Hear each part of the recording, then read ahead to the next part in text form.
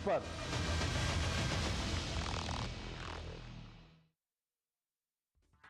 नया सवेरा के प्रायोजक हैं LIC, हर पल आपके साथ।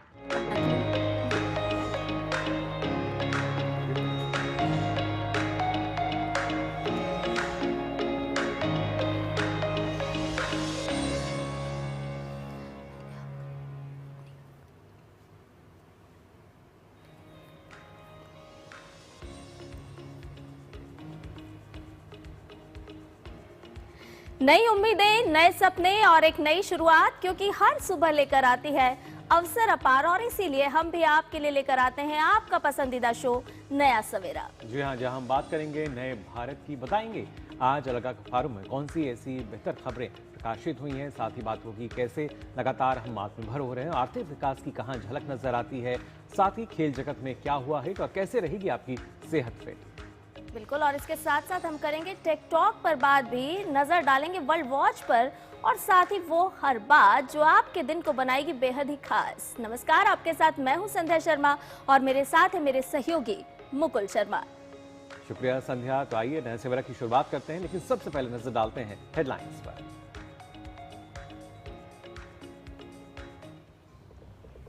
संसद से पारित हुआ विकसित भारत जी राम जी बिल, लोकसभा के बाद राज्यसभा से भी हुआ पास। शीतकालीन सत्र का आज अंतिम दिन।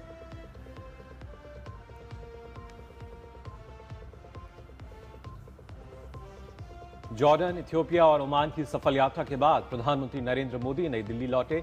पीएम के दौरे से आपसी राजनयिक और आर्थिक संबंधों को मिली मजबूती।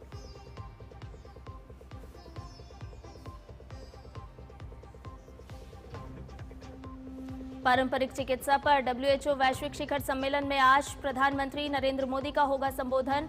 माय आयुष पोर्टल और आयुष मार्ग भी लॉन्च करेंगे पीएम।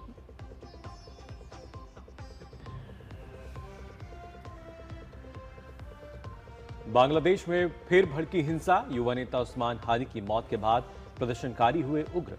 बांग्लादेश के चट्टोग्राम में भारतीय सहायक उच्चायुक्त के पास हमले और तोड़फोड़ से सुरक्षा को लेकर बढ़ी चिंताएं।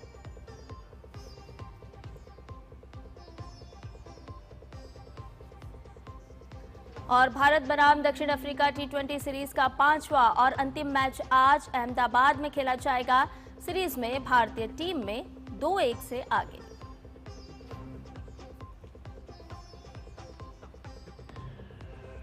आइए अब तमाम खबरें आपको विस्तार से बताते हैं। सबसे पहले नया सवेरा में बात करते हैं शीतकालीन सत्र को लेकर। 1 दिसंबर से शुरू हुए संसद के शीतकालीन सत्र का आज अंतिम दिन है। इस पूरे सत्र के दौरान संसद में कई महत्वपूर्ण मुद्दों पर गहन चर्चा हुई। वंदे मातरम, चुनाव सुधार, रोजगार, बीमा क्षेत्र में सुधार के साथ साथ ऊर्जा सुरक्षा जैसे विषयों पर दोनों सदनों में विचार विमर्श हुआ। वहीं विधायी और वित्तीय कार्यों को भी प्रभावी रूप से आगे बढ़ाया गया। इस सत्र की बात की जाए तो संसद ने 5 प्रमुख विधेयकों को लोकसभा और राज्यसभा से पारित किया। इनमें विकसित भारत ग्रामीण रोजगार एवं आजीविका मिशन VB जी राम जी विधेयक, बीमा संशोधन विधेयक, परमाणु ऊर्जा से संबंधित शांति विधेयक, अनुदान विधेयक और निरसन एवं संशोधन विधेयक शामिल हैं। इन विधेयकों के माध्यम से सरकार ने ग्रामीण रोजगार, सामाजिक सुरक्षा, ऊर्जा क्षेत्र और कानूनी ढांचे को मजबूत करने की दिशा में अहम कदम उठाए हैं। हालांकि सत्र के दौरान कई मौकों पर विपक्ष के विरोध और हंगामे के चलते लोकसभा और राज्यसभा की कार्यवाही बाधित भी रही। आज के अंतिम दिन के एजेंडे की अगर बात की जाए तो दोनों सदन में प्रश्नकाल और शून्यकाल के अलावा विभिन्न मंत्रालयों से संबंधित संसदीय स्थायी समितियों की रिपोर्टें प्रस्तुत की जाएंगी और हर शुक्रवार की तरह आज भी कई प्राइवेट बिल पेश किए जाएंगे। तो विकसित भारत रोजगार और आजीविका मिशन ग्रामीण यानी कि VB जी राम जी विधेयक 2025 राज्यसभा से भी पारित हो गया है। कई घंटे चली चर्चा का जवाब देते हुए ग्रामीण विकास मंत्री ने कहा कि इस कानून के जरिए देश में समग्र ग्रामीण विकास में मदद मिलेगी। वहीं विपक्ष की अगर बात की जाए तो विपक्ष ने इस विधेयक का विरोध किया और इसे सिलेक्ट कमेटी में भेजे जाने की मांग भी उठाई। The question is that the bill be passed. Those in favor will please say aye. Aye. Those against will please say no. I think the ayes have it, the ayes have it, the ayes have it. The bill is passed. विकसित भारत रोजगार और आजीविका mission ग्रामीण विधेयक 2025 पर जवाब देते हुए ग्रामीण विकास मंत्री शिवराज सिंह चौहान ने कहा कि गांधी जी के विचारों की हत्या अगर किसी ने की है तो वो कांग्रेस ने की है। ग्रामीण विकास मंत्री ने कहा कि इस कानून के जरिए देश में समग्र ग्रामीण विकास में मदद मिलेगी। मैंने बड़े ध्यान से विपक्ष के सभी सदस्यों की बात सुनी और मैं उम्मीद करता था कि ये हमारा जवाब सुनेंगे। माननीय सभापति महोदय, अपनी बात कह के आरोप लगा के भाग जाना, ये भी बापू के सपनों की, आदर्शों की हत्या करना है। ये बापू के आदर्शों की हत्या करना है।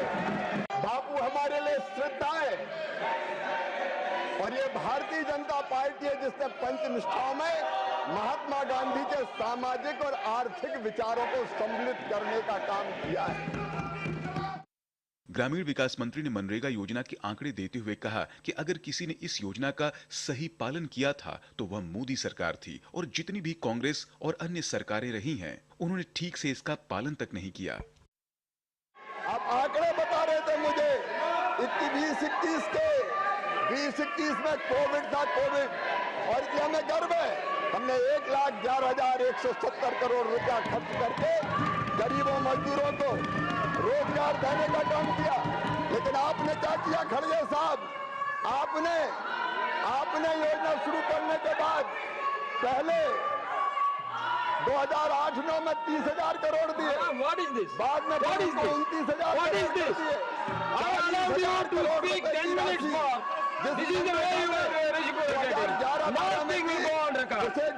आपने 13-14 में 30,000 करोड़ रुपया कर दी। राशि घटाने का पाप यूपीए की सरकार ने किया। राज्यसभा में नेता प्रतिपक्ष मल्लिकार्जुन खड़गे ने बिल को सेलेक्ट कमेटी को भेजे जाने की मांग की। मैं डिमांड करता हूं कि आप ये कानून वापस लो और आप ये सेलेक्ट कमेटी को भेजिए और सभी लोग इसमें पार्टिसिपेट करेंगे। विधेयक पर चर्चा के दौरान सत्ता पक्ष और विपक्ष के सांसदों ने अपने अपने मुद्दे उठाए, जिसमें विपक्ष चाहता था कि विधेयक को सेलेक्ट कमेटी के पास भेजा जाए, जबकि सत्ता पक्ष के सांसदों ने कहा कि नई योजना के जरिए आने वाले समय में एक बेहतर योजना ग्रामीण क्षेत्रों में काम करने में सफल हो पाएगी। निश्चित तौर से इस विधेयक के माध्यम से गांव में, ग्रामीण क्षेत्र में गरीब मजदूर भाई बहनों के जीवन में बदलाव आएगा और निश्चित तौर से ये विधेयक जो गांव में होना चाहिए वहां पूर्ण रूप से काम आएगा। नो नुकसान है इस एक्ट के। हमारे रंजीत सिंह सुरजेवाला जी बोल रहे थे और भरम फैला रहे थे। आप गिनिए, मैंने आपको 100 से ज्यादा इसके खूबियां बताता हूं। Upgrades rural employment from wages relief to livelihood security. क्या मजदूर को आप बंधुआ मजदूर रखना चाहते हैं अगर उसकी लिवलीहुड की सिक्योरिटी हो जाए? विधेयक को पारित करने के दौरान विपक्ष के तमाम संशोधन ध्वनिमति से खारिज कर दिए गए, जबकि विपक्ष ने ग्रामीण विकास मंत्री के जवाब के दौरान हंगामा किया और बाद में विपक्ष के सदस्यों ने सदन से वॉकआउट भी किया। लोकसभा से यह विधेयक पहले ही पारित हो चुका है और राज्यसभा से पारित होने के बाद जल्द ही यह विधेयक कानून के रूप में देश के सामने होगा। Rishi Kumar, bureau report, DD news, Delhi. ज्यादा अपडेट ले लेते हैं। हमारे संवाददाता अमरेंद्र गुप्ता इस खबर पर हमारे साथ जुड़ गए हैं। अमरेंद्र, भारत को गति देने के लिहाज से अगर संसद के शीतकालीन सत्र को इस बार देखें तो उत्पादकता के लिहाज से खासा महत्वपूर्ण साबित होता हुआ इस बार का शीतकालीन सत्र नजर आ रहा है, क्योंकि विभिन्न ऐसे क्षेत्र हैं जहां पर विधेयक के संशोधन की बात हो या फिर नए विधेयक इंट्रोड्यूस करके उन्हें पास करने की बात हो। कई महत्वपूर्ण विषय इस बार सदन में रखे गए हैं। निश्चित तौर पर संध्या कहें तो इस बार का संसद का शीतकालीन सत्र कहीं ना कहीं कामकाज के लिहाज से खासा अच्छा माना जा सकता है, क्योंकि संसद ने जहां वंदे मातरम और चुनावी सुधार जैसे मुद्दों पर एक गंभीर और एक सार्थक चर्चा करके देश को दिशा देने का काम किया, वहीं संसद ने 5 अहम बिलों को दोनों सदनों से यानी कि लोकसभा और राज्यसभा से पास कर दिया है। इसके अलावा कुछ ऐसे बिल थे जो लोकसभा में जाके पास हो गए लेकिन अभी राज्यसभा तक मूव नहीं हो पाए, और कुछ ऐसे बिल रहे जो राज्यसभा में पास हुए लेकिन लोकसभा में पास नहीं हो पाए। लेकिन जो 5 अहम बिल थे उसमें से जो कल आपने देखा कि ग्रामीण रोजगार और आजीविका को लेकर जो एक अहम बिल था, विकसित भारत वीवी जी राम जी, उस पर एक गंभीर चर्चा, और मुझे लगता है काफी लंबे समय बाद किसी विधेयक पर 14 घंटे लोकसभा में, जिसमें 98 सांसद बोले हो, और राज्यसभा में एक गंभीर लंबी चर्चा आधी रात तक चलती है, लगभग 12:30 पौने 1 तक राज्यसभा में चली और लोकसभा में पौने 2 बजे तक। तो इतनी गंभीर चर्चा होने के बाद बिल को पारित करा लिया गया है और सरकार ने, देखिए, इसमें कई सारे प्रावधान किए हैं। विपक्ष का सिर्फ एक ही आरोप है कि इसके नाम को क्यों बदला गया, लेकिन जब इसके नाम की बात होती है तो कहते हैं कि महात्मा गांधी का नाम इससे हटा दिया गया, जबकि कल शिवराज सिंह चौहान ने कहा, आपने सुना होगा, राज्यसभा में ही बोला उन्होंने, लोकसभा में बोला, उन्होंने बोला कि कश्मीर हो या गुवाहाटी, अपना देश अपनी माटी, अलग भाषा अलग देश, फिर भी अपना एक देश। और भारतीय जनता पार्टी और ये सरकार पूरे देश को अपना घर मानती है, इसमें कहीं भी किसी तरह का पक्षपात नहीं करती। और देखिए, एक इसमें बड़ा आरोप लगता आ रहा है, हालांकि इस केंद्र सरकार ने भी इस मनरेगा को, मोदी सरकार ने भी काफी अच्छी स्कीम मानी थी, लेकिन जो लीकेज थे उस पर बात करने का प्रयास किया गया। और अगर इसके आप क्लॉज 4 को पढ़ेंगे तो क्लॉज 4 में बहुत सारी चीजें ऐसी थी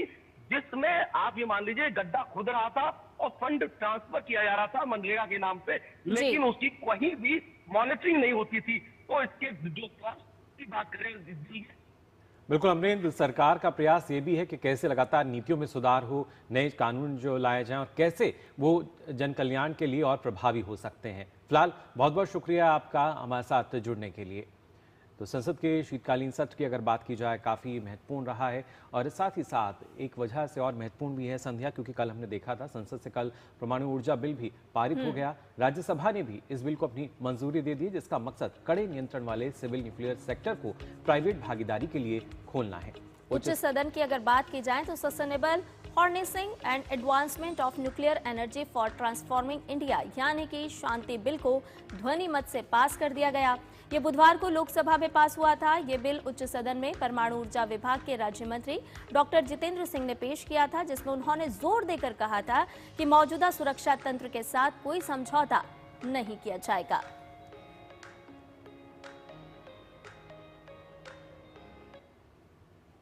Before 2014 or 2013-14, the budget of Atomic Energy Department was just 13,879 crore, which is now increased in the current year to 37,483 crore, nearly 107.07% hike.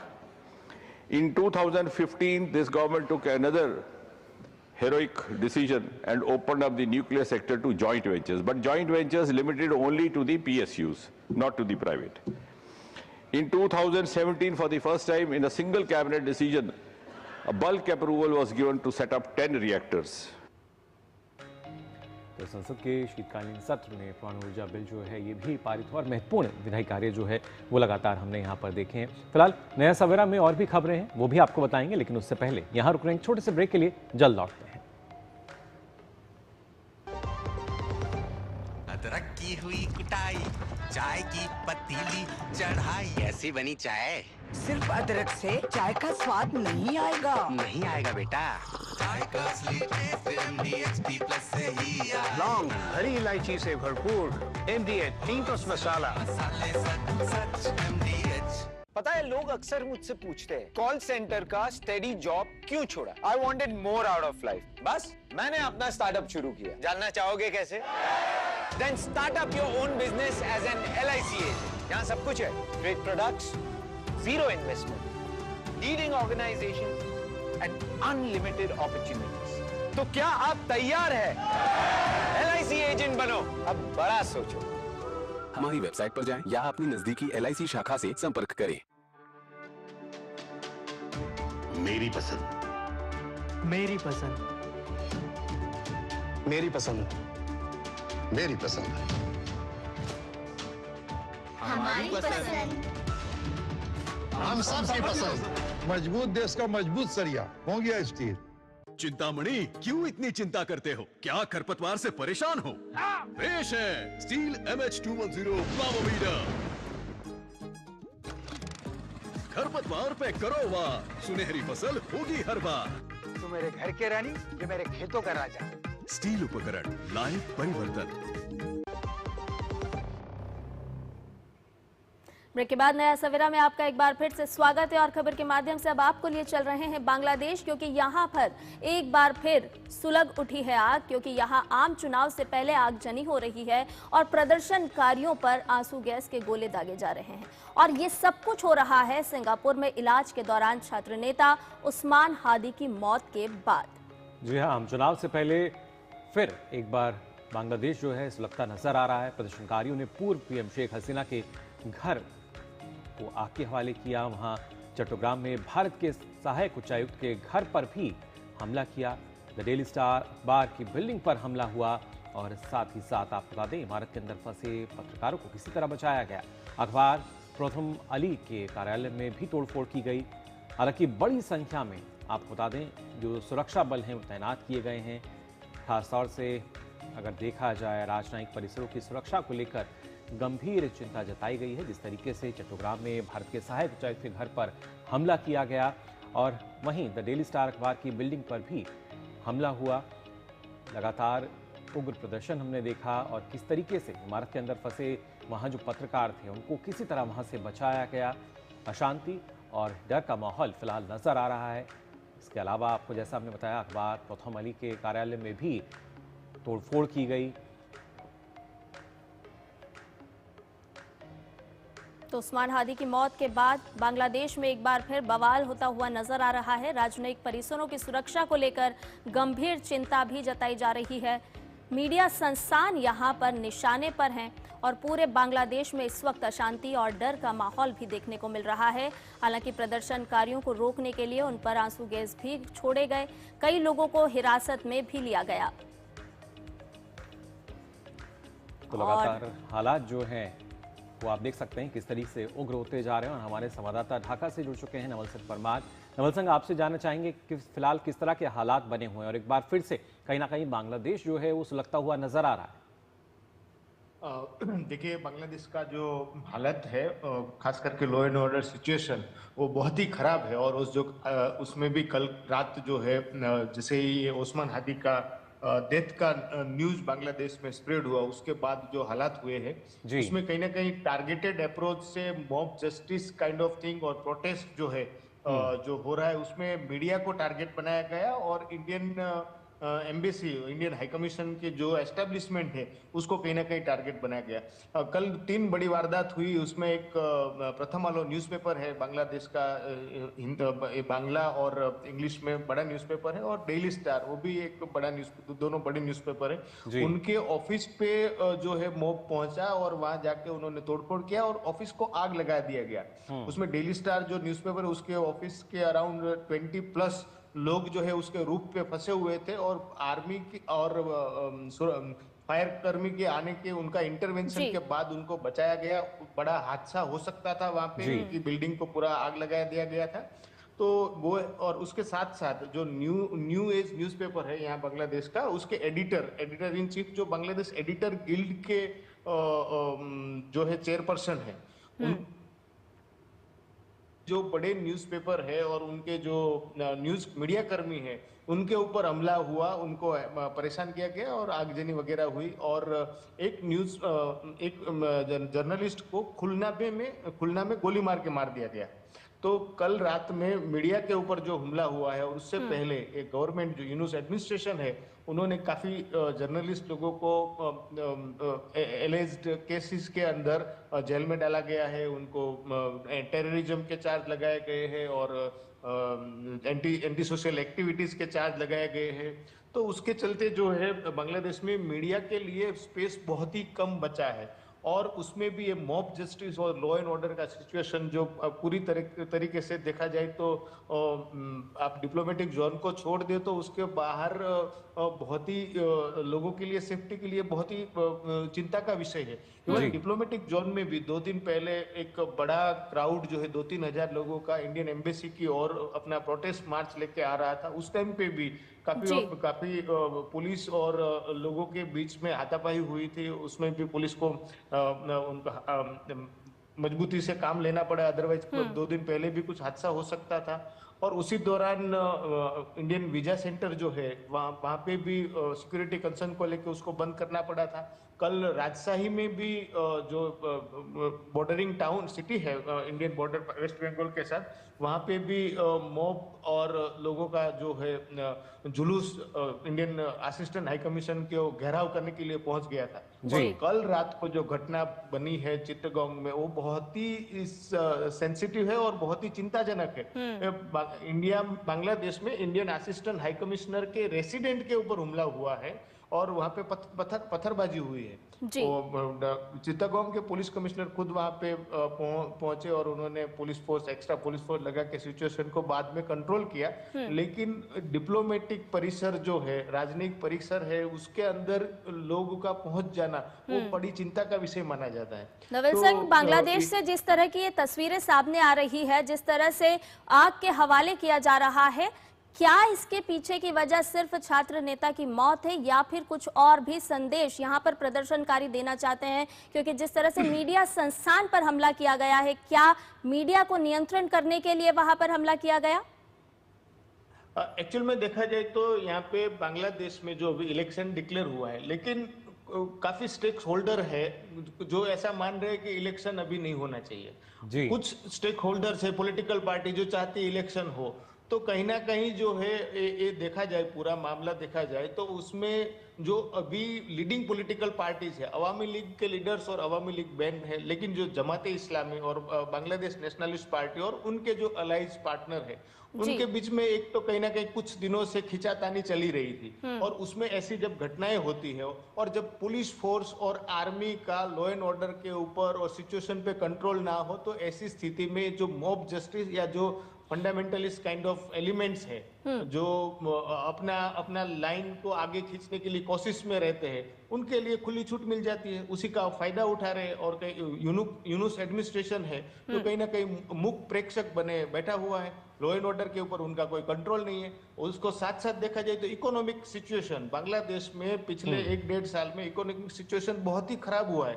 पहले भी इन्फ्लेशन था, हसीना के टाइम पे भी इन्फ्लेशन था, बेरोजगारी था, वो मुद्दे थे, उसी को चलते लोग रास्ते पे आए थे। लेकिन उसके बाद सिचुएशन और खराब हुआ है। लोगों को कहीं ना कहीं ऐसा लग रहा था कि आने वाले समय में सिचुएशन में सुधार होगा, लेकिन ऐसा कुछ हुआ नहीं है। तो जो छात्र है या उनके नवल सिंह के भी इश्यूज है, तो उसको चलते बांग्लादेश का जो देखा जाए तो सिचुएशन जो है, लॉ एंड ऑर्डर हो या इकोनॉमिक सिचुएशन हो या उनका जो एक्सपोर्ट का डिपेंडेंट इकोनॉमी है वो, उसको देखा जाए, या माइग्रेशन जो यहाँ से लोग बाहर रेमिटेंस जो आता है माइग्रेशन, उसमें भी काफी इश्यूज हैं। तो पूरी तरीके से देखा जाए तो देश जो है काफी पीछे जा रहा है और उसमें जितने भी स्टेक होल्डर है सब रिस्पॉन्सिबल है। ऐसा नहीं है कि कोई पर्टिकुलर पार्टी या कोई पर्टिकुलर 2-4 लोग हैं। जी नवल सिंह, हर किसी की जिम्मेदारी है और कहीं ना कहीं जिन्होंने जिम्मेदारी ली थी कि अब एक नई तस्वीर जो है वो बांग्लादेश के हम सामने रखेंगे, उनका भी एक बड़ा फेलियर जो है वो यहाँ नजर आ रहा है। जिस तरीके से लगातार जो विरोध प्रदर्शन है या अब हिंसा की जो तस्वीरें लगातार हम देख रहे हैं। फिलहाल बहुत बहुत शुक्रिया आपका हमारे साथ जुड़ने के लिए। तो बांग्लादेश में किस तरह की स्थिति बनी हुई है, किस तरह के हालात हैं, उसकी जानकारी दे रहे थे हमारे संवाददाता ढाका से। बिल्कुल, तो एक बार फिर से अस्थायित्व की ओर बांग्लादेश जाता हुआ साफ तौर पर नजर आ रहा है। हमारे संवाददाता भी बता रहे थे कि किस तरह से आर्थिक अस्थिरता भी बांग्लादेश में नजर आ रही है। हालांकि आम चुनाव भी आने वाले समय में होना है, लेकिन किस तरह से प्रदर्शनकारी सड़कों पर है, साफ तौर पर आज बांग्लादेश की तस्वीरें बता रही है। फिलहाल नया सवेरा में एक छोटे से ब्रेक के लिए रुक रहे हैं, जल्द हाजिर होंगे।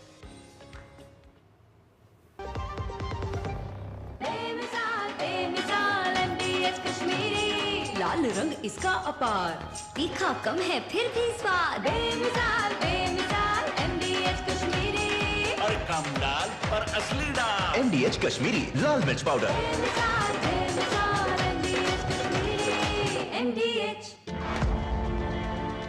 खादी सिर्फ एक वस्त्र नहीं बल्कि भारत की आत्मनिर्भरता और सांस्कृतिक विरासत का प्रतीक है और आज वैश्विक फैशन और सस्टेनेबल लाइफस्टाइल की नई परिभाषा बन चुकी है। वर्ष 2024-25 में वर्ष 2013-14 के मुकाबले 1,16,000 करोड़ रुपए के खादी ग्रामोद्योग प्रोडक्ट्स का उत्पादन, जो लगभग 350% की वृद्धि है। 1,70,000 करोड़ रुपए के खादी ग्रामोद्योग प्रोडक्ट्स की रिकॉर्ड बिक्री अर्थात 450% वृद्धि दर्ज हुई। और साथ ही पिछले 11 वर्षों में लगभग 2 करोड़ लोगों को केवीआईसी ने रोजगार दिया।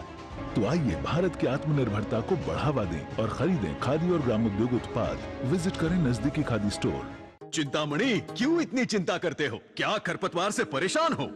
पेश है स्टील MH210 प्लावोमीटर। खरपतवार पे करो वार, सुनहरी फसल होगी हर बार। तू मेरे घर के रानी, ये मेरे खेतों का राजा। स्टील उपकरण लाए परिवर्तन। ब्रेक के बाद आप सभी का एक बार फिर स्वागत। आप देख रहे हैं नया सवेरा। आइए खबरों में आगे बढ़ते हैं। आपको बता दें, पारंपरिक चिकित्सा पर आज वैश्विक मंच से प्रधानमंत्री नरेंद्र मोदी अपने विचार रखेंगे। नई दिल्ली में इस विषय पर चल रहे दूसरे WHO ग्लोबल समिट के समापन समारोह में पीएम हिस्सा लेंगे। पीएम आज आयुष क्षेत्र के लिए एक master digital portal my Ayush, integrated services portal सहित कई महत्वपूर्ण आयुष पहलों की शुरुआत करेंगे। वे आयुष मार्ग का भी अनावरण करेंगे। कार्यक्रम के दौरान पीएम मोदी योग में प्रशिक्षण पर WHO की तकनीकी रिपोर्ट और from roots to global reach AYUSH में परिवर्तन के 11 साल नामक पुस्तक भी जारी करेंगे। इसके साथ साथ अश्वगंधा पर एक स्मारक डाक टिकट जारी करेंगे, जो भारत की पारंपरिक औषधीय विरासत की वैश्विक गूंज का प्रतीक है। वो 2021-2025 के लिए योग के प्रचार और विकास में उत्कृष्ट योगदान के लिए प्रधानमंत्री पुरस्कार प्राप्तकर्ताओं को सम्मानित करेंगे, जो योग और इसके वैश्विक प्रचार के प्रति उनके निरंतर समर्पण को मान्यता देता है। प्रधानमंत्री पारंपरिक चिकित्सा डिस्कवरी स्पेस का भी दौरा करेंगे, जो भारत और दुनिया भर से पारंपरिक चिकित्सा ज्ञान प्रणालियों की विविधता, गहराई और समकालीन प्रासंगिकता को प्रदर्शित करने वाली एक प्रदर्शनी है।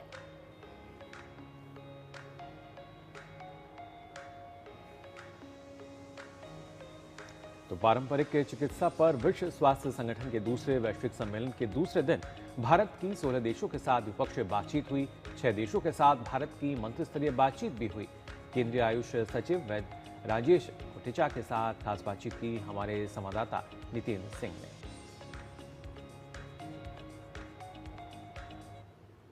WHO का दूसरा वैश्विक सम्मेलन ट्रेडिशनल मेडिसिन पर दिल्ली में हो रहा है। इस पर बात करने के लिए हमारे साथ केंद्रीय आयुष सचिव वैद्य राजेश कोटेचा हैं। सम्मेलन का क्या कुछ आउटकम रहा?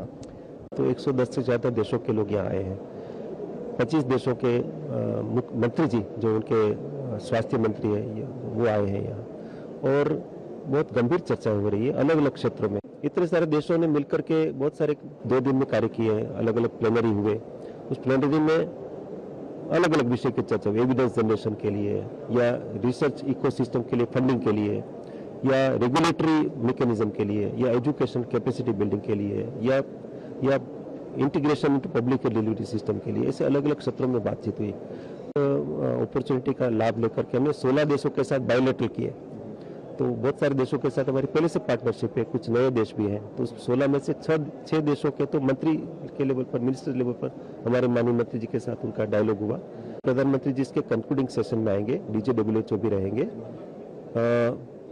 बहुत सारे देशों के ये जो मंत्री है तो वो रहेंगे ही, लेकिन दिल्ली स्थित 50 देशों के आसपास के एम्बेसडर्स भी इसमें आने वाले हैं।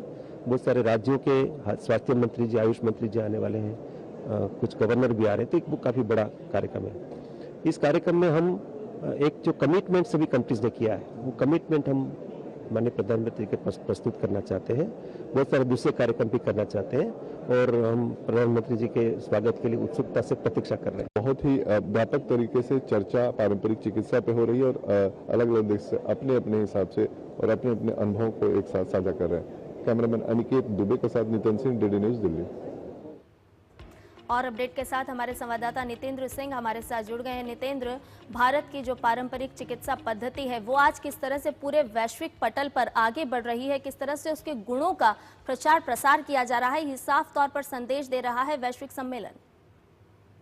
जी देखिए, सबसे बड़ी बात है कि जो पारंपरिक चिकित्सा पर भारत जो है ग्लोबल लीडर है और यही वजह है कि आप देख रहे हैं कि दूसरा जो वैश्विक सम्मेलन हो रहा है WHO का पारंपरिक चिकित्सा पर, वो भारत में हो रहा है। इससे पहले 2023 में गांधीनगर गुजरात में हुआ था और ये प्रधानमंत्री की पहल पे हुआ था, जब प्रधानमंत्री जी ने ये कहा था कि WHO के DG से कि हर 2 साल पे पारंपरिक चिकित्सा पर एक वैश्विक सम्मेलन हो, ताकि दुनिया भर के जितने भी देश है पारंपरिक चिकित्सा का उपयोग करते हैं वो आपस में समन्वय करें, साझा एक तरीके से रणनीति बनाए, एक दूसरे के अनुभवों को साझा करें, साथ ही साथ रिसर्च पर फोकस हो। और उसी की कड़ी में ये दूसरा वैश्विक सम्मेलन 3 दिन का दिल्ली में हो रहा है। तो निश्चित तौर पर भारत अपनी तो ज्ञान को आगे बढ़ा ही रहा है, साथ ही साथ अश्वगंधा पर एक विशेष सत्र किया गया था। और इसके पीछे मकसद ये था कि अश्वगंधा हम जानते हैं कि दुनिया भर में काफी ज्यादा अभी लोकप्रिय, खासतौर पर यूएस में, ब्रिटेन के साथ भी भारत का एक समझौता हुआ है अश्वगंधा पर रिसर्च और उसके जो साइंटिफिक महत्व है उसको लेकर के।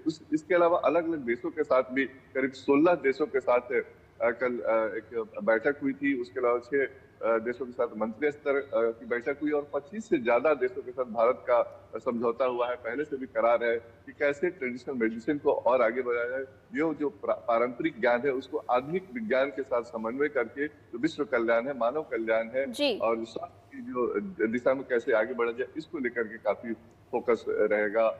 2 दिन के सत्र में भी हुआ और आज जो प्लेनरी सेशन उसमें भी इस पर विस्तार से चर्चा होगी। और शाम में 4:30 बजे के बाद प्रधानमंत्री समापन समारोह को भी संबोधित करेंगे। जी बिल्कुल, तो अपने आप में काफ़ी महत्वपूर्ण शिखर सम्मेलन और इसमें जिस तरीके से आपने बताया आज प्रधानमंत्री भी हिस्सा लेंगे और साथ ही साथ एक बार फिर से कहीं ना कहीं संदेश देंगे कैसे वैश्विक स्तर पर न सिर्फ भारत की भूमिका बल्कि जब हम मानव कल्याण की बात करते हैं, जन कल्याण की और सबको बेहतर स्वास्थ्य मिल सके इसके में क्या कुछ भूमिका है आयुष की भी। बहुत बहुत शुक्रिया नितेंद्र आपका हमारे साथ जुड़ने के लिए।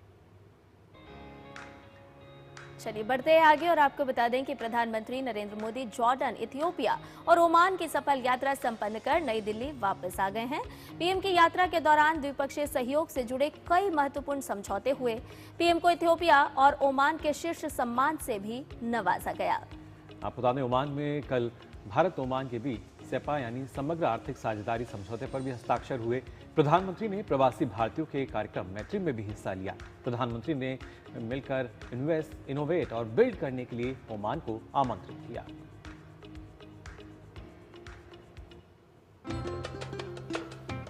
गुरुवार का दिन भारत ओमान सहयोग को नई ऊंचाई पर ले जाने वाला रहा। प्रधानमंत्री नरेंद्र मोदी और ओमान के सुल्तान हैथम बिन तारिक की मस्कट में हुई बैठक में बड़े फैसले हुए। वहीं पीएम को ओमान के शीर्ष सम्मान ऑर्डर ऑफ ओमान से नवाजा गया। ओमान के सुल्तान ने पीएम को यह सम्मान प्रदान किया। इससे पहले यह अवार्ड नेल्सन मंडेला और महारानी एलिजाबेथ जैसी हस्तियों को दिया गया है। पीएम को अब तक 29 देशों के शीर्ष अवार्ड मिल चुके हैं। मजबूत आर्थिक साझेदारी की दिशा में ऐतिहासिक कदम उठाते हुए दोनों देशों के बीच समग्र आर्थिक साझेदारी समझौते पर हस्ताक्षर हुए।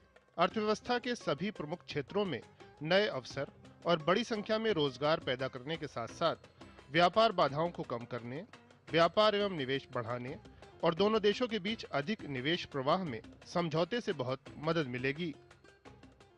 कॉम्प्रिहेंसिव इकोनॉमिक पार्टनरशिप एग्रीमेंट यानी सीपा हमारी पार्टनरशिप को 21वीं सेंचुरी में नया विश्वास, नई ऊर्जा से भर देगा।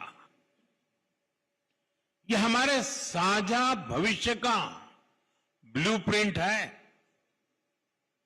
यह हमारे ट्रेड को नई गति देगा, इन्वेस्टमेंट को नया भरोसा देगा और हर सेक्टर में अवसरों के नए द्वार खोलेगा। सीपा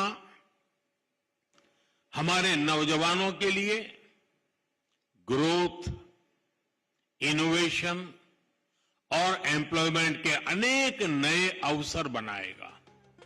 पीएम और ओमान के सुल्तान ने रक्षा, ऊर्जा, कृषि, प्रौद्योगिकी, संस्कृति और जन संबंध जैसे क्षेत्रों में भी सहयोग बढ़ाने पर चर्चा की। बैठक में क्षेत्रीय और वैश्विक मुद्दों पर भी विचार विमर्श हुआ। समुद्री सहयोग पर संयुक्त दृष्टिकोण दस्तावेज और मोटे अनाज की खेती और कृषि खाद्य नवाचार में सहयोग पर कार्यकारी कार्यक्रम के साथ साथ समुद्री विरासत और संग्रहालय, कृषि और संबद्ध क्षेत्रों, उच्च शिक्षा और Oman chamber of commerce and industry और कॉन्फेडरेशन ऑफ इंडियन इंडस्ट्री के बीच सहयोग के लिए समझौता ज्ञापनों का आदान प्रदान हुआ। दोनों पक्षों ने वस्त्र, ऑटोमोबाइल, रसायन, उपकरण और उर्वरक सहित विभिन्न क्षेत्रों में व्यापार को बढ़ावा देने की अपार संभावनाओं को रेखांकित किया। साथ ही आतंकवाद के सभी रूपों और अभिव्यक्तियों की निंदा की गई। मुक्त व्यापार समझौते पर भारत से जो चीजें ओमान में आती हैं 99% से ज्यादा उन चीजों पर अब टैक्स बिल्कुल नहीं लगेगा और इसका सीधा फायदा कारोबारियों के साथ साथ जो उपभोक्ता हैं, चाहे हम ओमान की बात करें या फिर भारत की बात करें, उनको सीधा सीधा इसका फायदा होगा। कैमरामैन मोर मुकुट के साथ Neeraj Singh, DD news, Muscat, Oman. और वही विदेश मंत्री डॉक्टर एस जयशंकर आज हैदराबाद हाउस में नीदरलैंड्स के विदेश मंत्री डेविड वैन बुयल से मुलाकात करेंगे। इस दौरान भारत नीदरलैंड्स के बीच द्विपक्षीय संबंधों को और मजबूत करने, क्षेत्रीय व वैश्विक मुद्दों तथा आपसी सहयोग बढ़ाने पर चर्चा होगी।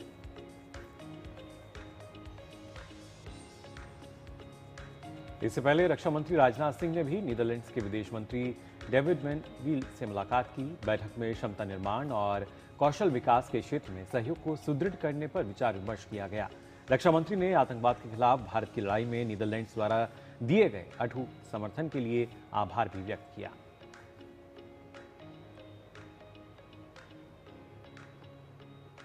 और नया सवेरा में फिलहाल एक छोटे से ब्रेक के लिए रुक रहे हैं, लेकिन ब्रेक के बाद जब लौटेंगे तो आपको बताएंगे कि आज के समाचार पत्रों में कौन कौन सी खबरें प्रमुखता के साथ प्रकाशित हैं। LIC युवा प्रोफेशनल्स के लिए लाए हैं नव जीवन श्री। करें नियमित प्रीमियम का भुगतान, जीवन बीमा का आनंद लें, प्राप्त करें प्रीमियम के प्रतिशत पर गारंटीकृत एडिशंस। अपने वित्तीय लक्ष्यों के अनुरूप मैच्योरिटी पर गारंटीकृत धनराशि पाएं। मौजूदा पॉलिसी धारकों के लिए आकर्षक अतिरिक्त लाभ आज ही खरीदें। जब धरती चीर कर निकलता है लोहे का पत्थर और मिलता है मोंगिया के जोश से, फिर तपता है, पिघलता है और बनता है फौलाद। अब होता है सरिया सारी खूबियों के साथ। मोंगिया स्टील, मजबूत देश का मजबूत सरिया। चिंतामणि, क्यों इतनी चिंता करते हो? क्या खरपतवार से परेशान हो? पेश है स्टील MH210 प्लामोमीटर। खरपतवार पे करो वार, सुनहरी फसल होगी हर बार। तू मेरे घर के रानी, ये मेरे खेतों का राजा। स्टील उपकरण लाए परिवर्तन। ब्रेक के बाद नया सवेरा में आपका एक बार फिर से स्वागत है और आइए अब आपको बता देते हैं कि आज के समाचार पत्रों में कौन कौन सी खबरें आपके काम की और महत्वपूर्ण अंदाज के साथ प्रकाशित की गई हैं। खासतौर से सबसे पहले अगर बात की जाए, जो खबर सभी जो न्यूज़पेपर हैं, अखबार उनमें प्रकाशित है, वो किस तरीके से भारत ओमान के बीच जो सेपा पर हस्ताक्षर हुए हैं और उसके साथ साथ हमने देखा कैसे प्रधानमंत्री मोदी को ऑर्डर ऑफ ओमान सम्मान से नवाजा गया, जो कि वहाँ का विशिष्ट नागरिक सम्मान है। और ओमान 29वां देश है जिसने अपना शीर्ष सम्मान जो है वो यहाँ पर दिया प्रधानमंत्री नरेंद्र मोदी को। इससे पहले भी हमने देखा 28 देश जो हैं वो अपना शीर्ष सम्मान प्रधानमंत्री मोदी को दे चुके हैं। लेकिन दोनों देशों के बीच ये जो साझेदारी हुई है, जो समझौता हुआ है, सेपा की जो हम बात कर रहे हैं, इसके चलते ना सिर्फ अब ओमान में हम देखेंगे कि भारत के निर्यातकों के लिए जो रास्ता है वो खुलता नजर आएगा, MSMEs के लिए इसके चलते फ़ायदा होगा। और कहीं ना कहीं जो एक टैरिफ का डर सबको रहता था, वो टैरिफ ना के बराबर या तो जो अधिकांश वस्तुएं हैं उन पर लगभग खत्म हो जाएगा या बेहद ही कम जो है वो अब रखा जाएगा। तो देखा जाए तो भारत के लिए भी बेहतर स्थिति और ओमान के लिए भी जो बेहतर स्थिति है वो सेपा के चलते नजर आएगी। और अगली खबर है पाकिस्तान की करतूत से जुड़ी हुई, जो कि झूठ फैलाने में माहिर और सच छिपाने में माहिर है। जी हां, आपको बता दें कि हरिभूमि अखबार में देश विदेश पेज पर आज खबर प्रकाशित है जो बता रही है कि ऑपरेशन सिंदूर से ध्वस्त हुआ था पाकिस्तान का एयरबेस, अब तिरपाल से ढककर छिपाने का प्रयास किया जा रहा है।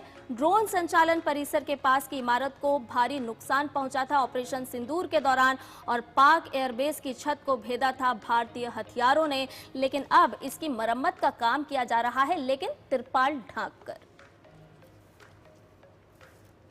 और साथ ही अगली खबर का अगर रुख करें तो ये एक टिप्पणी के तौर पर देखी जा सकती है। सुप्रीम कोर्ट ने जो कहा है, आपको बता दें, सेवानिवृत्ति से ठीक पहले कई आदेश पारित करना आखिरी ओवर में छक्के मारने जैसा है। जी हाँ, आपको बता दें जिस तरीके से लगातार इस तरह के कई मामले पिछले दिनों सामने आए थे, लेकिन शीर्ष अदालत ने इसकी तुलना क्रिकेट के मैच से की है कि आखिरी ओवर में जिस तरीके से ताबड़तोड़ जो बल्लेबाजी है वो देखने को मिलती है, बल्लेबाज छक्के लगाते नजर आते हैं। प्रधान न्यायाधीश सूर्यकांत, जस्टिस जमालिया बागची और जस्टिस विपुल एम पांचोली की पीठ जो कि मध्य प्रदेश की है, उन्होंने जिस तरीके से हाल ही में आदेश पारित किया था उसको लेकर ये टिप्पणी की गई है और साथ ही साथ जो तमाम दूसरे जज हैं उनके लिए भी एक संदेश माना जा रहा है कि सेवानिवृत्ति से ठीक पहले इस तरह के जो आदेश हैं वो जल्दबाजी में पारित ना करें, पहले सोचें समझें और उसका किस तरह का असर जाहिर तौर पर समाज पर पड़ता नजर आएगा, इस बारे में भी ख्याल रखें। अगली खबर मौसम से जुड़ी हुई है और इसको लेकर के किस तरह से प्रयास किए जा रहे हैं वो भी एक खबर बता रही है। दरअसल उत्तर प्रदेश में एक्सप्रेसवे पर फरवरी तक गति सीमा को घटा दिया गया है। जिस तरह से लगातार हम देख रहे हैं कि कोहरे की खबर सामने आ रही है, विजिबिलिटी कम हो रही है, तो उसको ध्यान में रखते हुए ये निर्देश दिए गए हैं। उत्तर प्रदेश एक्सप्रेसवेज औद्योगिक विकास प्राधिकरण ने सभी एक्सप्रेसवे पर कोहरे के चलते होने वाली दुर्घटनाओं को ध्यान में रखते हुए गाड़ियों की गति सीमा को 80 और रात में 60 किलोमीटर प्रति घंटा कर दिया है। उसके अलावा जम्मू कश्मीर की अगर हम बात करें तो बारिश और बर्फबारी के आसार यहां पर मौसम विभाग बता रहा है। पंजाब की अगर हम बात करें तो 20 से 22 दिसंबर तक बारिश के आसार भी यहां पर बने हुए हैं।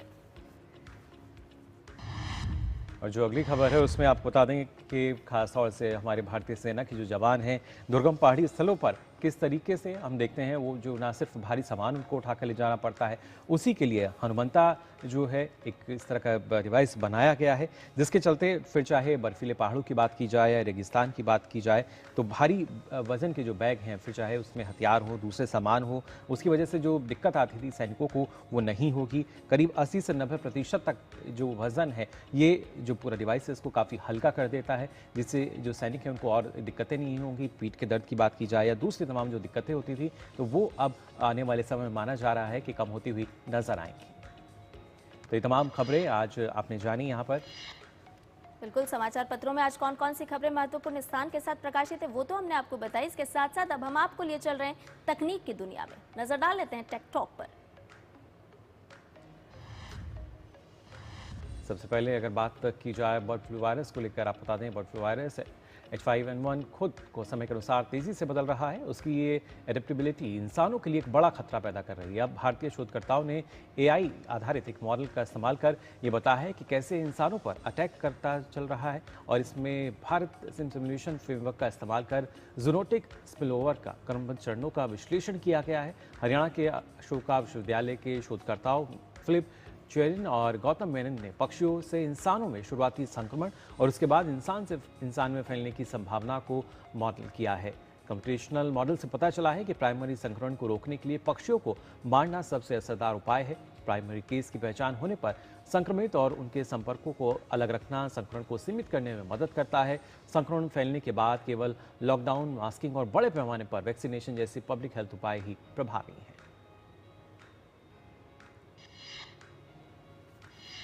तकनीक की दुनिया से हमने आपको जोड़ा। हम आगे भी आपको दुनिया भर की तमाम बड़ी खबरों से रूबरू कराएंगे, लेकिन फिलहाल एक छोटे से ब्रेक के लिए रुक रहे, कहीं जाइएगा नहीं। कौन है जो जोड़े देश को? विकसित भारत का विकसित वायर। चिंतामणि, क्यों इतनी चिंता करते हो? क्या खरपतवार से परेशान हो? पेश है स्टील MH210 प्लामोमीटर। खरपतवार पे करो वार, सुनहरी फसल होगी हर बार। तू मेरे घर के रानी, ये मेरे खेतों का राजा। स्टील उपकरण लाए परिवर्तन।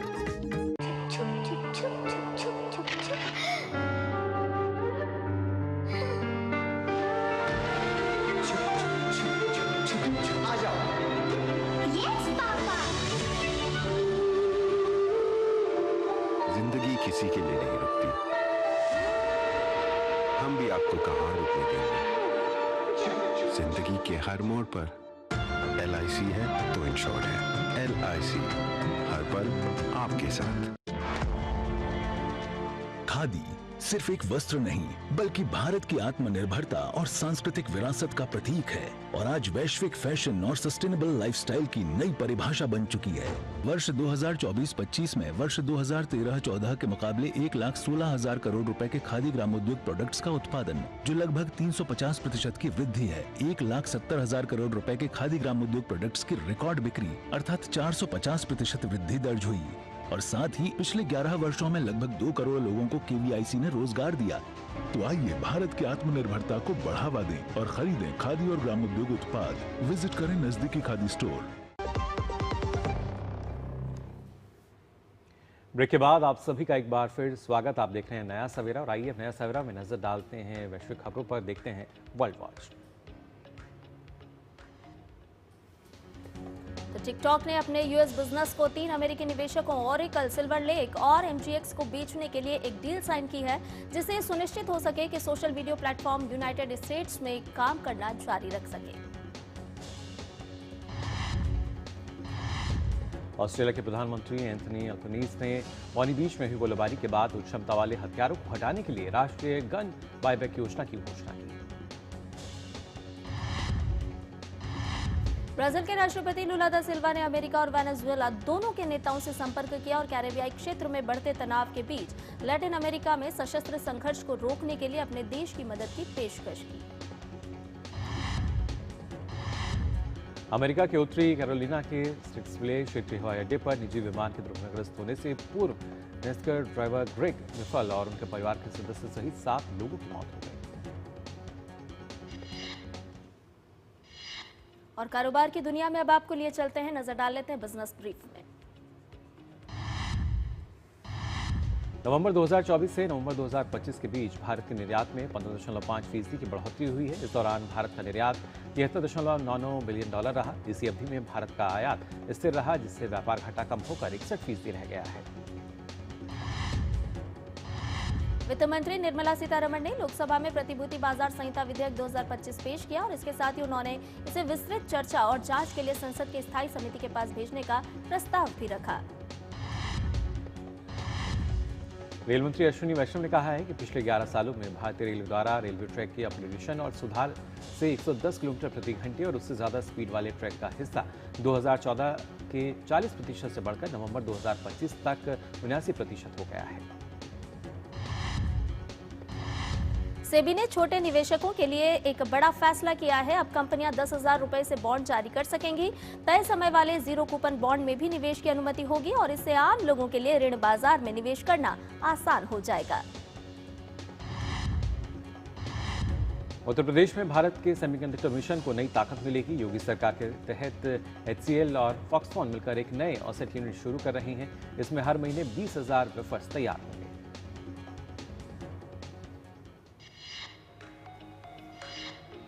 नजर डालते हैं खेल खबर पर और आपको लिए चलते हैं स्पोर्ट्स ट्रैक में। जी हां, भारत और दक्षिण अफ्रीका के बीच 5 मैच की T20 सीरीज का 5वां और आखिरी मुकाबला आज अहमदाबाद में खेला जाएगा। सीरीज का चौथा मुकाबला कोहरे के चलते रद्द हो गया था, जिसके चलते अब ये मुकाबला दोनों टीमों के लिए काफी अहम हो गया है।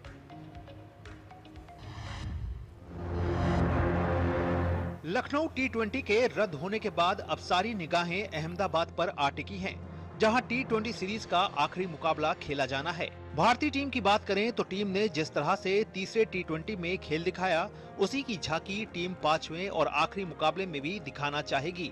गेंदबाजी से शुरुआत करें तो अर्शदीप सिंह ने तीसरे T20 में दक्षिण अफ्रीका के बल्लेबाजों को परेशान किया। अर्शदीप ने तीसरे T20 में 4 ओवर में 13 रन देकर 2 विकेट चटकाए। वहीं जसप्रीत बुमराह की वापसी से अब टीम को और ज्यादा मजबूती मिलेगी, जो कि अपने घरेलू ग्राउंड पर ज्यादा खतरनाक दिख सकते हैं। बल्लेबाजी की बात करें तो यहां शुभमन गिल के चोटिल होने के चलते संजू सैमसन प्लेइंग 11 में अपनी जगह बना सकते हैं। हालांकि कप्तान सूर्य कुमार यादव का फॉर्म लगातार चिंता का विषय बना हुआ है। सूर्य कुमार ने पिछले अक्टूबर से अब तक एक भी T20 में हाफ सेंचुरी नहीं लगाई है। वहीं दक्षिण अफ्रीका की बात करें तो टीम के लिए ये भारत दौरा सफल रहा है, जहां उन्होंने टेस्ट सीरीज अपने नाम की।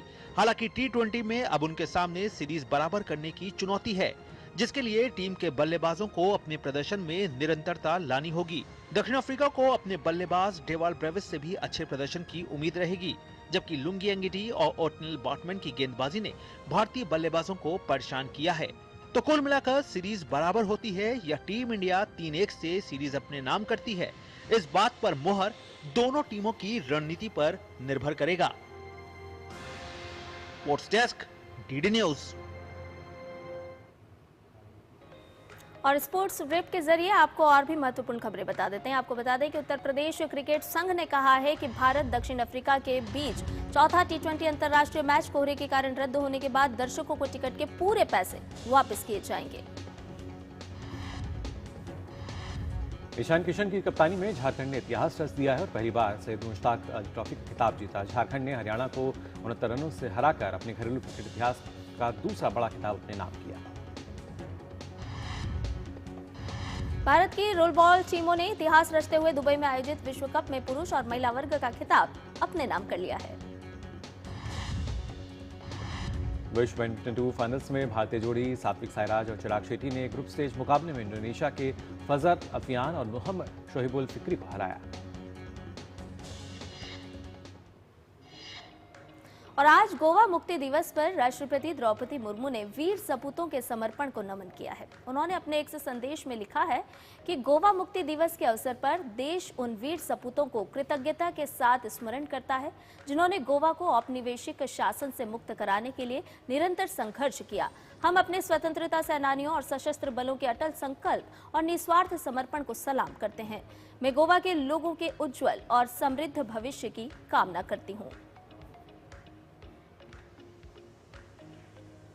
इसके साथ ही पीएम मोदी ने गोवा मुक्ति दिवस पर सोशल मीडिया पर पोस्ट करते हुए लिखा कि गोवा मुक्ति दिवस हमें हमारी राष्ट्रीय यात्रा के एक अहम अध्याय की याद दिलाता है।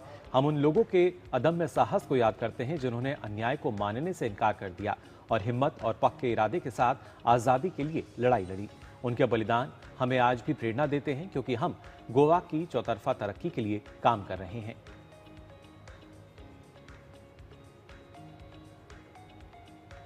और आइए बात कर लेते हैं आपकी और हमारी सेहत से जुड़ी हुई फिटनेस मंत्र के जरिए। अनियमित जीवन शैली के कारण मधुमेह रोग होने की संभावना अब बढ़ गई है।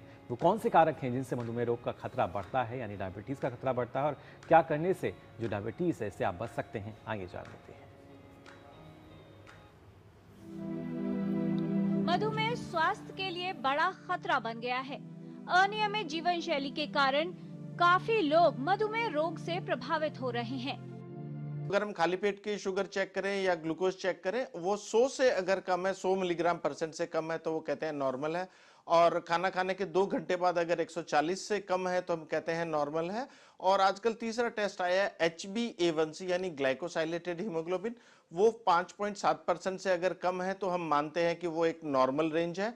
इसके विपरीत अगर खाली पेट की शुगर 126 या इससे ज्यादा है मिलीग्राम % इससे ज्यादा है, या फिर खाना खाने के 2 घंटे बाद या ग्लूकोज पीने के 2 घंटे बाद 200 मिलीग्राम % या इससे ज्यादा है, या HbA1c 6.5 या इससे ज्यादा है तो हम कहते हैं कि डायबिटीज है। अब इन दोनों के बीच की जो अवस्था है जिसमें फास्टिंग हमारी 100 से 125 के बीच में है, सो इस स्थिति को हम कहते हैं कि प्री डायबिटीज है, यानी अभी डायबिटीज हुई नहीं है लेकिन होने का खतरा आपको बहुत ज्यादा है। इंसुलिन एक ऐसा हार्मोन है जिसकी सहायता से शरीर की कोशिकाएं ग्लूकोज को सोख लेती हैं और रक्त में शर्करा की मात्रा नियंत्रित रहती है।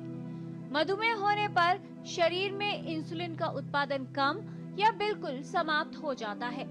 अधिकतर केसेस में कोई लक्षण नहीं होता है, लेकिन अगर ब्लड शुगर जो है लंबे टाइम तक बढ़ी हुई है, 300 मिलीग्राम %, 400 मिलीग्राम %, 2 महीने 3 महीने है, तो हमें लक्षण शुरू होते हैं। और उसमें सबसे ज्यादा पहले पेशाब ज्यादा आना, पानी की प्यास ज्यादा लगना, भूख ज्यादा लगना, थकावट, कमजोरी, वजन का कम होना। केवल मीठा बंद नहीं है, हमें घी तेल भी बंद करना है। और दूसरा जो इम्पोर्टेंट स्टेप है कि हमें फिजिकल एक्टिविटी या एक्सरसाइज बढ़ानी है। अगर हम 45 मिनट सुबह और 45 मिनट शाम को एक्सरसाइज करते हैं, वॉक करते हैं, जो लोग तेजी से चल सकते हैं जिसे हम ब्रिस्क वॉकिंग कहते हैं, जो चल सकते हैं, जिनके जोड़ों में दर्द नहीं है या हार्ट की बीमारी नहीं है, उनको तेजी से चलना है। और ये सारी एक्सरसाइज करके डाइट कंट्रोल के साथ हम डायबिटीज को बहुत आसानी से कंट्रोल कर सकते हैं। अगर प्री डायबिटीज में आप डाइट और एक्सरसाइज का इस्तेमाल करते हैं, आप बहुत अच्छा खाना कंट्रोल करते हैं, हालांकि इस अवस्था के लिए किसी तरह की कोई दवाई नहीं है, लेकिन प्री डायबिटीज में डाइट और एक्सरसाइज कंट्रोल करके वापस आप नॉर्मल अवस्था में जा सकते हैं। अधिकतर मधुमेह रोगियों को पता ही नहीं होता कि वो इस रोग से प्रभावित हैं।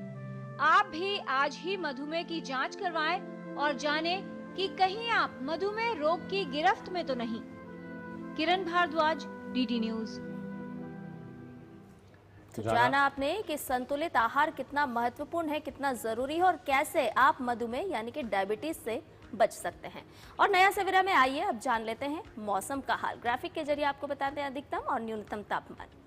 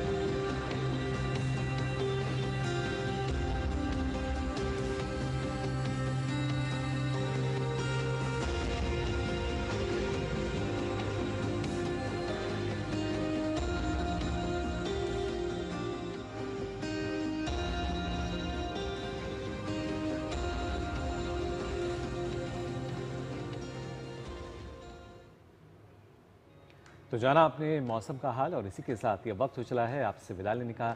लेकिन चलते चलते संध्या आज किन खास तस्वीरों के साथ हम दर्शकों को यहाँ छोड़े जाएंगे? बिल्कुल मुकुल, हम अपने दर्शकों को आज छोड़े जाएंगे मॉस्को की कुछ खास तस्वीरों के साथ। यहाँ रेड स्क्वायर पर त्योहारी बाजारों की रौनक चरम पर नजर आ रही है और यहाँ पर लोग जमकर क्रिसमस और नए साल की तैयारियों में व्यस्त भी नजर आ रहे हैं। तो आप सभी लीजिए इन मनमोहक झलकियों का आनंद। मुझे, मेरे सहयोगी मुकुल और हमारी पूरी टीम को दीजिए इजाजत। नमस्कार।